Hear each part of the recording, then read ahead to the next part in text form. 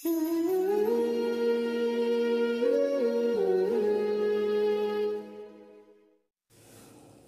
علیکم ورحمۃ اللہ وبرکاتہ۔ ناظرین، استقبال ہے آپ کا ہمارے چینل الاخبار میڈیا پر۔ ناظرین، دارالعلوم دیوبند سے آئی یہ خبر یقیناً حیران کر دینے والی ہے۔ یہ خبر دیوبند ٹائمز ویب سائٹ پر شائع ہوئی ہے۔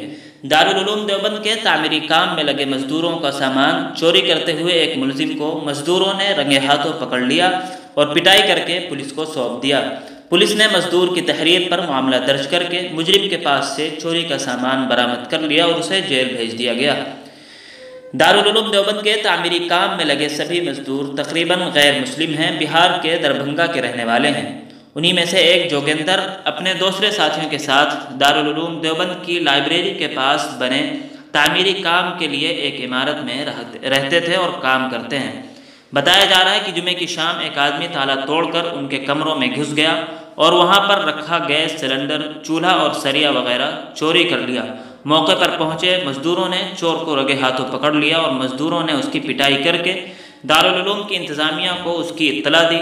موقع پر پہنچے ذمہ داروں نے اس متعلق پولیس کو جانکاری دی، جس پر پولیس نے اس کو پکڑ لیا اور کوتوال لے آئی اور پولیس نے سامان وغیرہ برآمد کر کے اسے جیل بھیج دیا ہے۔ ناظرین، ہر روز حالات حاضرہ پر مختصر نیوز کے لیے، خصوصاً مدارس اور علماء کے متعلق ہر خبر سے باخبر رہنے کے لیے ہمارے چینل الاخبار میڈیا کو سبسکرائب کر لیں، بیل آئیکن ضرور دبا دیں۔ شکریہ، والسلام علیکم۔